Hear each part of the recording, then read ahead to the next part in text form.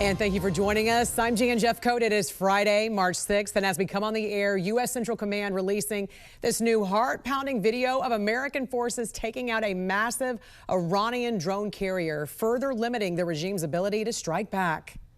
You may have heard the president say just a little while ago that we have sunk or destroyed 24 ships. That was true at the moment. We're now up over 30 ships. And in just the last few hours, we hit an Iranian drone carrier ship, roughly the size of a World War II aircraft carrier. And as we speak, it's on fire. It has been nearly a week since Operation Epic Fury began, and the War Department says the operation right now is way ahead of schedule. Our forces are executing with unmatched skill, and the mission is advancing decisively. This is the kind of no-nonsense, results-driven warfighting that America demands, and you're delivering it in spades. Angela Brown joining us right now from the live desk with the latest happening on the ground right now. Good morning to you, Angela. The Pentagon says Iran's Navy almost gone, completely wiped out at this point. Right, and we're looking into the numbers this morning, Jan. This is what we found out. The CENTCOM says over 30 Iranian ships have been destroyed since the U.S. began its strikes, including that massive carrier that you were just talking about. Now, according to military leaders, since the start of the conflict, the U.S. has cut Iran's ballistic missile attacks by 90% and its drone attacks by 83%. There is now indication the war in the Middle East is spreading, of course, to other countries. That's the big thing. Azerbaijan, which shares a border with Iran, is vowing vengeance after an Iranian drone hit them. The attack ended with at least 4 civilians being hurt. All of this comes as the Iran foreign government is being pressed for attacking its fellow Arab nations in the region. Why are you attacking your Muslim neighbors during the holy month of Ramadan? Oh, please don't mistake. We have not attacked our neighbors. We have not attacked Muslim countries. We have attacked Americans' targets and Americans' bases, Americans' installations, which are unfortunately located in the soils of our neighbors.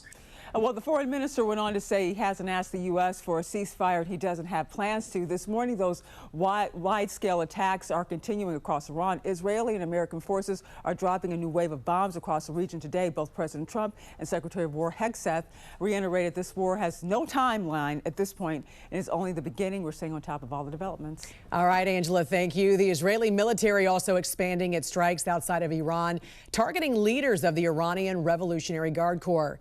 Yesterday, the IDF struck multiple IRGC and Hezbollah command centers in Lebanon for the first time since that operation began.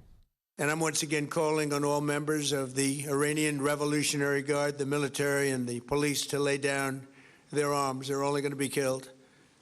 And now is the time to stand up for the Iranian people and help take back your country. You're going to have a chance after all these years to take back your country. Accept immunity. We'll give you immunity. And we'll be giving you really the right side of history, because that's what it is. So you'll be perfectly safe with total immunity, or you'll face absolutely guaranteed death. And I don't want to see that. At the same time, President Trump said the White House will have a role in choosing Iran's next leader and urged Kurdish forces to launch an attack against the IRGC. The Kurds have fought the terror regime for decades and do remain one of the largest opposition forces in the country. The strike campaign against Iran's hardline regime also having a crippling effect on one of Iran's greatest allies, China. This is the National News Desk, America's News. Now, good evening. I'm Dee Gatton, and the conflict continues to spread across the Middle East tonight as the U.S. takes on an escalatory rhetoric towards Iran just 6 days into strikes. Our team is standing by with the countries being impacted and the high-tech tools being used. We start with Ryan Smith at the live desk with where the U.S. and Israel currently stand and their plan moving forward. Ryan. A lot unfolding here tonight. Breaking tonight moments ago, U.S. Central Command releasing this new video you're seeing right here of what appears to be an Iranian drone carrier burning right there in the middle of the ocean. Of course, as the U.S. continues its mission to wipe out the Iranian Navy. The White House saying today the Iranian regime is being completely dismantled by U.S. and Israeli forces. President Trump adding today the military onslaught is only ramping up. The United States military, together with the wonderful Israeli partners continues to totally demolish the enemy far ahead of schedule and at levels that people have never seen before, actually. And they're calling, they're saying, how do we make a deal? I said, you're being a little bit late, and we want to fight now more than they do. The president reportedly told Axios today that he wants to be directly involved in the selection of Iran's next leader. Military intelligence now reporting tonight that Iranian ballistic missile and drone attacks have decreased significantly over the last 24 hours, while U.S. naval strikes against those Iranian warships, well, those are only intensifying. And new reports just coming in just into the live desk in the last couple of hours tonight that Israel is now unleashing a major overnight bombardment on suspected Hezbollah stronghold near the Lebanese capital of Beirut. The number of casualties at this hour still unknown tonight.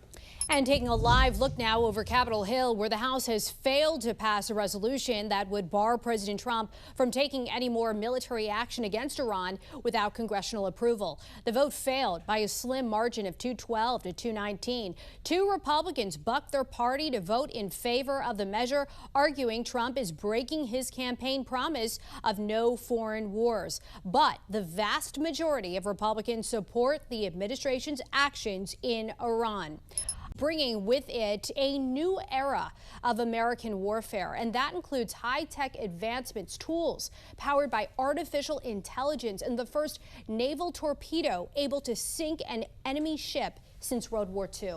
The National News Desk, Jeff Harris, joins us. And this new warfare, Jeff, has been on full display as we approach the 1-week mark in this conflict. Tell us more about the tools and how they're being used. So from new attack drones to ballistic missiles and state-of-the-art torpedoes, the U.S. is unveiling some new muscle as this war with Iran nears the 1-week mark. The conflict serving as a showcase for the next generation of American weaponry, which so far has been on full display. Since launching Operation Epic Fury, Secretary of War Pete Hegseth has been crystal clear. Its goal is to destroy Iranian missiles, wipe out its naval capacity, prevent the regime from getting a nuclear weapon, and take out its naval infrastructure. Iran is hoping that we cannot sustain this, which is a really bad miscalculation for the IRGC in Iran. You see, there's no shortage of American will here. To accomplish those goals, the U.S. has been flexing some new muscle, including brand new precision strike missiles, which have an extended range of over 310 miles. Plus, the low-cost unmanned combat attack drones, also called Lucas, which cost around $35,000 each and are designed similar to a drone made in Iran. Also, for the first time, U.S. Central Command's drone task force, called Task Force Scorpion Strike, launched countless one-way attack drones, achieving massive effects. I'd like to point out these drones were originally an Iranian design. We took them back to America, made them better, and fired them right back at Iran. A U.S. Navy submarine also sinking an Iranian warship with a single Mk-48 torpedo, America's first torpedo attack to sink an enemy ship since World War II. Each one, according to the Navy's 2025 budget, costing around $4.2 million. We are destroying the Iranian Navy, degrading its capacity, capability, and ability to conduct operations. Plus, the Wall Street Journal reporting the military may still be using Anthropic AI tools to simulate situations and identify objects in drone feeds, despite President Trump ordering federal agencies to stop. Hegseth saying Thursday, as the war continues, the U.S. will only ramp up pressure. Our munition status only increases as our advantage increases. Our capabilities, we have only just begun to fight, and fight decisively. Now, according to the Center for Strategic and International Studies, the first 100 hours of Epic Fury are estimated to have cost $3.7 billion. That includes $3.1 billion on munitions, $359 million on combat losses and damage, and $196 million on operations and support. Now, the center also reporting of that $3.7 billion, around $3.5 billion was unbudgeted. Reporting for the National News Desk, I'm Jeff Harris.